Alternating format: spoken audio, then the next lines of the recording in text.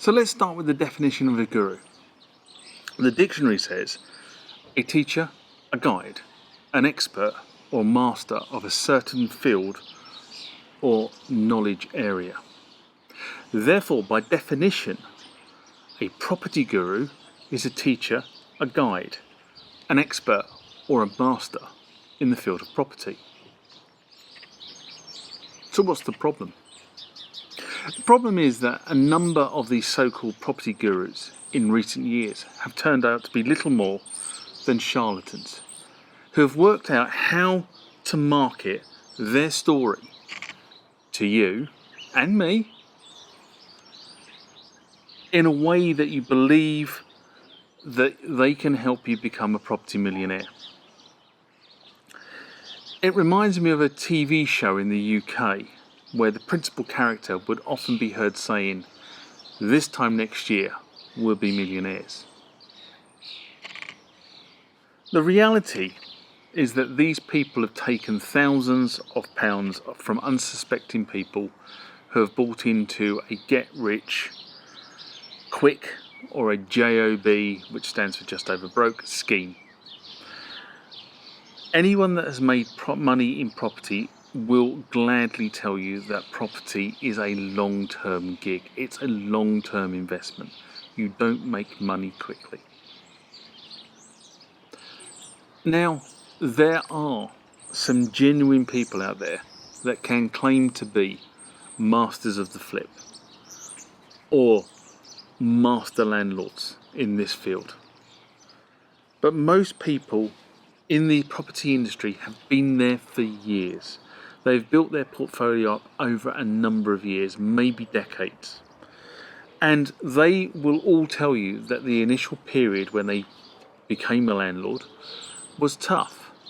But if you can weather those first few years and get yourself established, you will make money in this property market.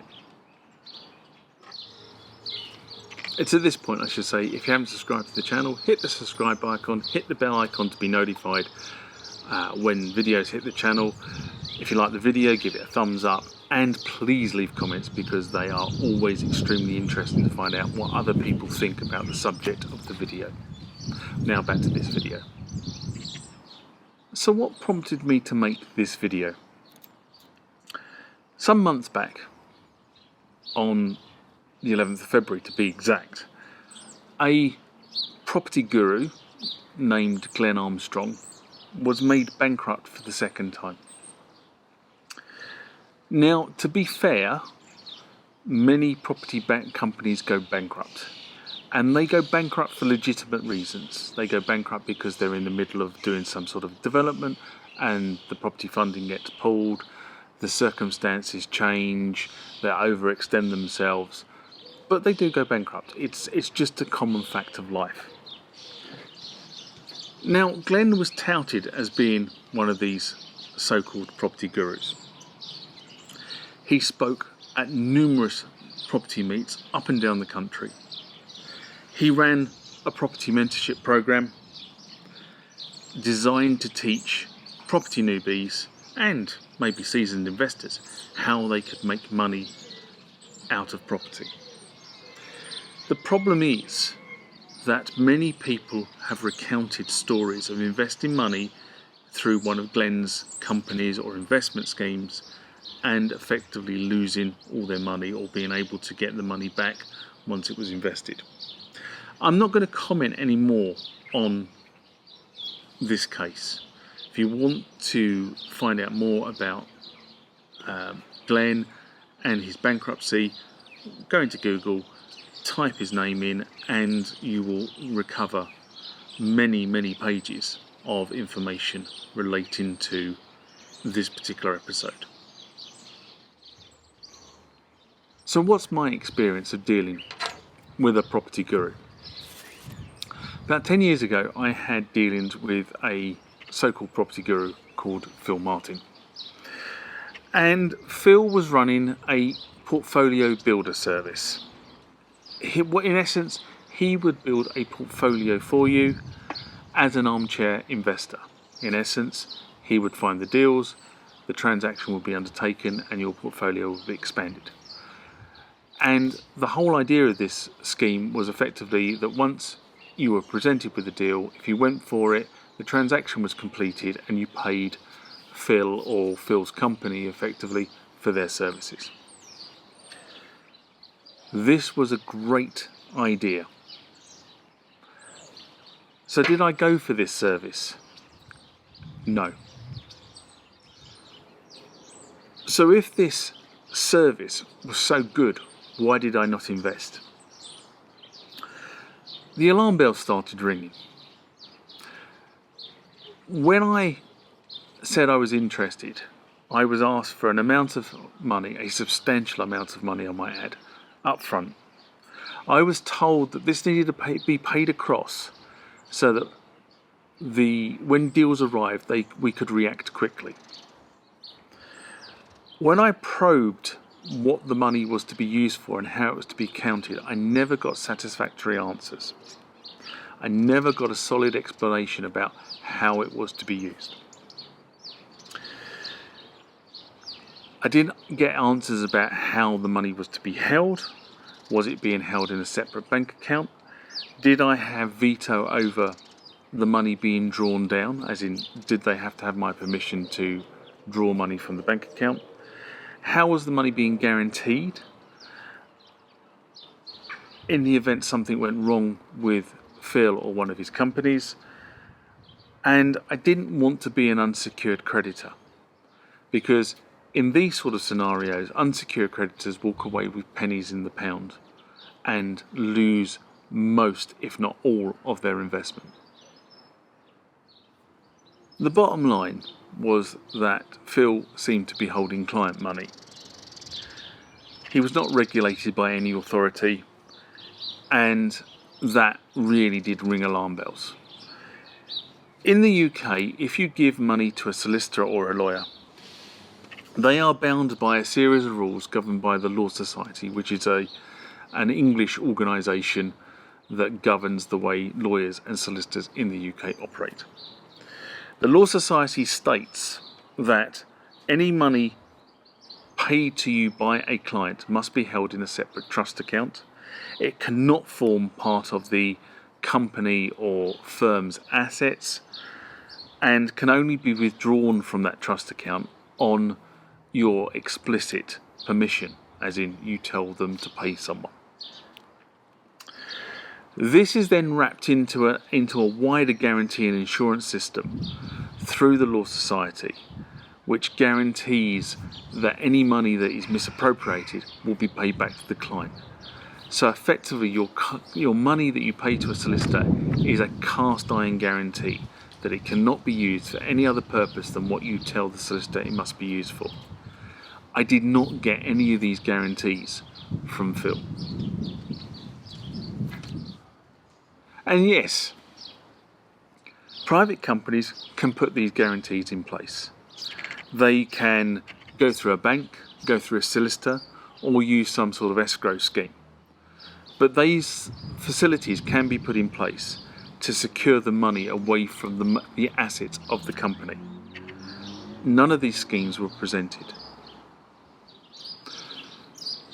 As it happens, my gut instincts were right. This didn't seem right, it didn't smell right. And in 2015, Phil was barred from running a business. So that is a bar that's put on by the UK government through the court system. He was also given a 20-month sentence at that point in time. A year later, he was further convicted on 6 counts of fraud and fraudulent accounting. Again, the backstory was investors lost millions. At some point on the channel, I will recount my experience of another property company.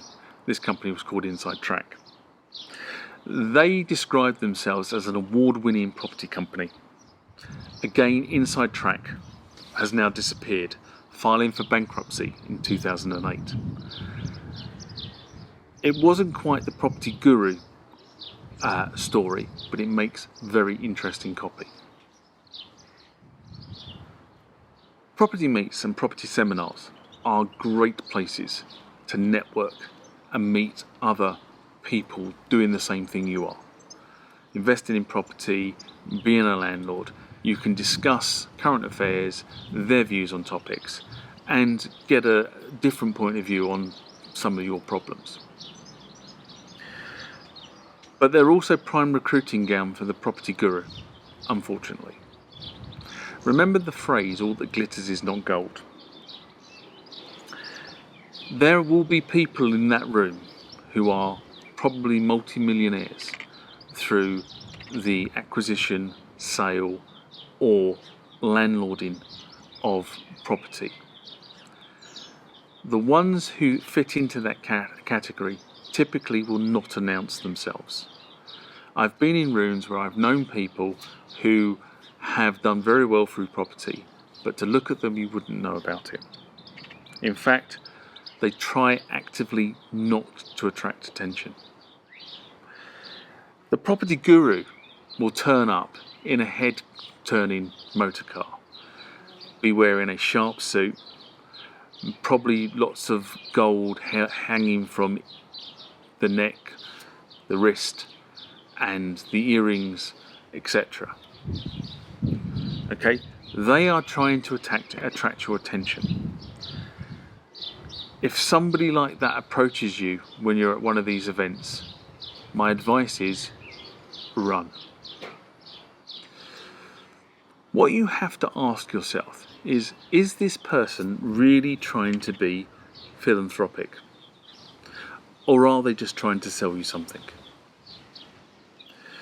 You have to ask yourself, why are they giving away their trusted secrets? Why are they imparting this knowledge to you? The reality is that once a system gets into the market space adjusts to that system.